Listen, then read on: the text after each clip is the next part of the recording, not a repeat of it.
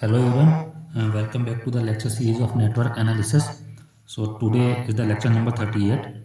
So last lecture में हमने second order circuit start किया था, जिसमें हमने डिस्कस किया था कि सेकेंड ऑर्डर सर्किट हमारा दो टाइप से हो सकता है। एक तो source free second order circuit और दूसरा सोर्स सेकेंड ऑर्डर सर्किट। तो हमने स्टार्ट किया था source free second order circuit. तो उसमें भी हमने source free series RLC circuit discuss किया था। सो आज हम source free parallel RLC circuit discuss करेंगे। तो source free parallel RLC circuit को हम इस टाइप से बना सकते हैं। आर एल और सी।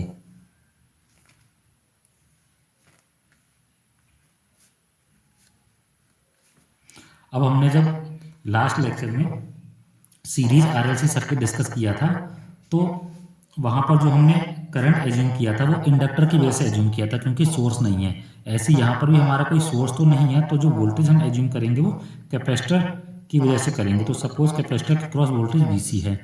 अब ये हमारा पैरेलल सर्किट है, तो यहाँ पर भी वोल्टेज वीसी होगा और यहाँ पर भी वोल्टेज वीसी होगा, ठीक है। लेकिन पैरेलल में करंट जो है हमारी तीनों ब्रांच में डिफरेंट होगी। तो सपोज ये आई आर, ये आई एल और ये आई सी। तो हमने सीरीज आरएलसी सर्किट में जो है केवीएल यूज किया था। तो यहाँ पर हम क्या अप्लाई करेंगे पैरेलल आरएलसी सर्किट में यूजिंग केसीएल, ठीक है।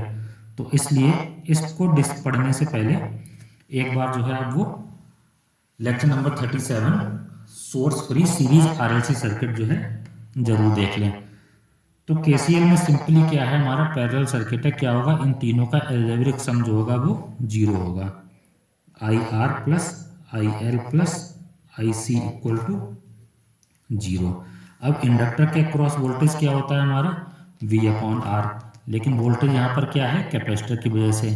तो तीनों ब्रांच में वोल्टेज सेम है, तो ये हो जाएगा हमारा V C upon R plus inductor के cross voltage 1 upon L integration V C D T plus capacitor के क्रॉस करंट, कैपेसिटर के cross current C D V C upon D T equal to 0। ये हमारा inductor के cross current और ये resistance के cross current, ठीक है। तो अगेन ये हमारा इंट्रो डिफरेंशियल इक्वेशन है, तो इसको हम प्योर डिफरेंशियल इक्वेशन में कन्वर्ट करेंगे डिफरेंशिएशन करके। सो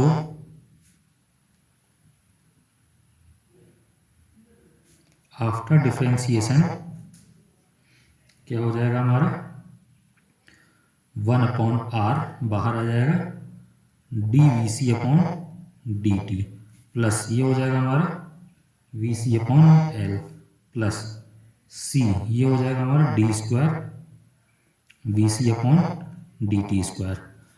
अब बिल्कुल सीरीज आरएलसी की तरह हम जो है इसकी एक डिफरेंशियल इक्वेशन बनाएंगे और उसमें हाईएस्ट टर्म वाले को सबसे पहले रख लेंगे।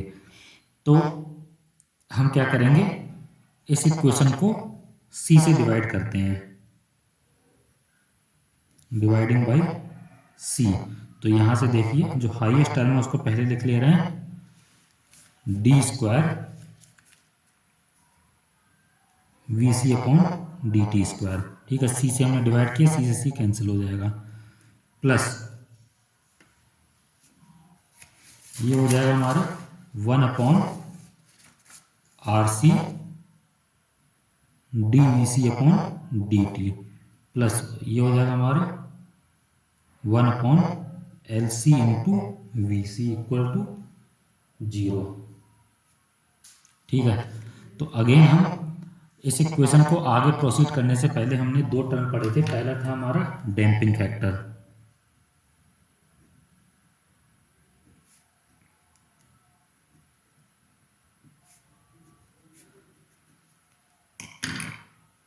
जिसे हम अल्फा से डिनोट करते थे। तो यहाँ पर हमारा जो डैम्पिंग फैक्टर अल्फा होगा वो होगा 1 अपॉन 2 आर सी।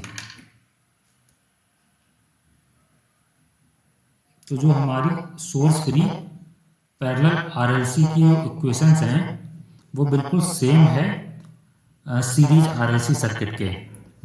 बस फर्क क्या था कि ये जो है जैसे हमारी वो करंट के टर्म में इक्वेशन आ रही थी और यहाँ पर हमारी वोल्टेज के टर्म में सेम इक्वेशन आ रही है, तो डिफरेंस केवल इतना है कि अल्फा की जो न्यूमेरिक वैल्यू है वो चेंज है।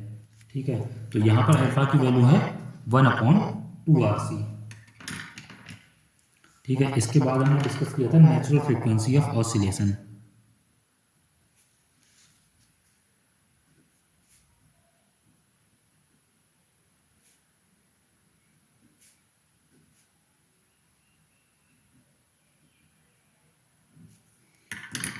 वो हमारा सेम रहेगा, omega naught equal to 1/√LC।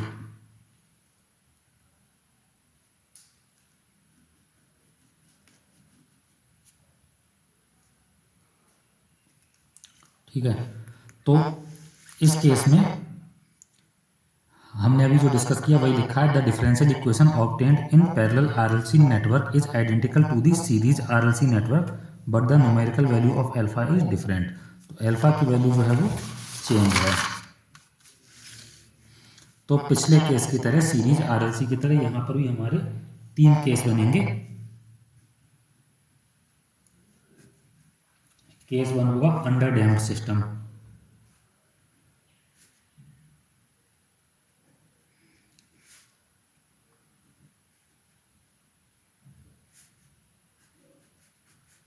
तो अंडर डैम्प्ड सिस्टम में हमने बताया था कि अल्फा जो है वो लेस देन होगा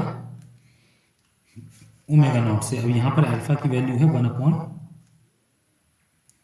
1/2RC will be less than 1/√LC। So R will be greater than 1/2L/C। ठीक है, यही हो जाएगा। तो इस केस में हमारे जो रूट्स होते थे वो कॉम्प्लेक्स कंजुगेट रूट्स होते हैं। बाकी हमने ग्राफ जो है पिछले लेक्चर में डिस्कस किया ही था, आप उससे रेफर कर सकते हैं। तो जो इक्वेशन आएगी कॉम्प्लेक्स कंजुगेट रूट्स की, उस हमने सीरीज आरएलसी में करंट की इक्वेशन लिखी थी, यहाँ पर वोल्टेज की इक्वेशन रहेगी e⁻⁻∠α t। अब कॉम्प्लेक्स कंजुगेट रूट्स हैं यानी कि साइनसोइडल साइन और कॉज के टर्म्स यहाँ पर आएंगे, C1 cos omega dt plus C2 sin omega dt।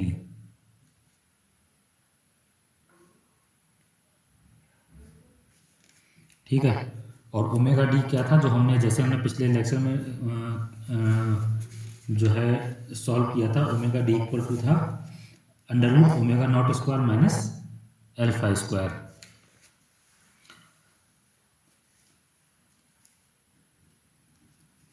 वो हो जाएगा √omega naught square minus alpha square. ठीक है, केवल अल्फा की न्यूमेरिक वैल्यू चेंज हो रही है, बाकी लगभग सब कुछ सेम है। ठीक है, अगेन केस 2 हमारा जो था वो था क्रिटिकली डैम्प्ड सिस्टम के लिए।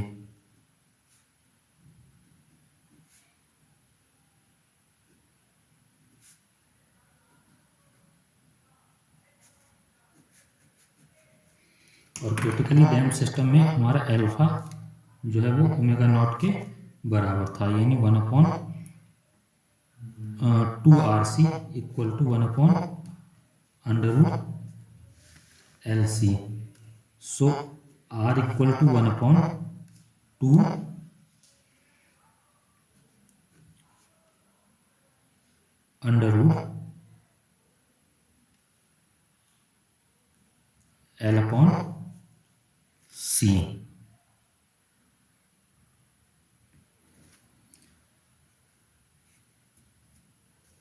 तो जो रूट्स होंगे वो इस केस में हमारे क्या थे, रियल एंड इक्वल रूट्स थे।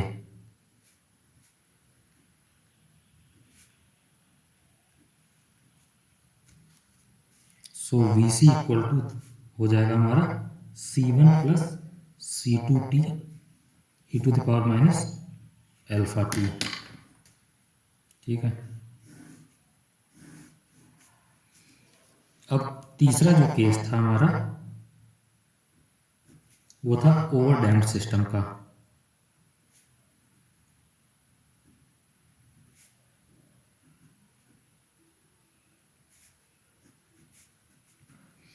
ओवरडैम्प्ड सिस्टम में क्या था हमारा, alpha greater than omega naught था, यानी 1/2 RC ग्रेटर देन 1/√LC।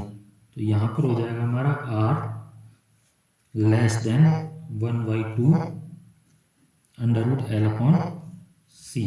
तो तीसरे केस में जो रूट्स थे वो हमारे रियल एंड डिस्टिंक्ट थे।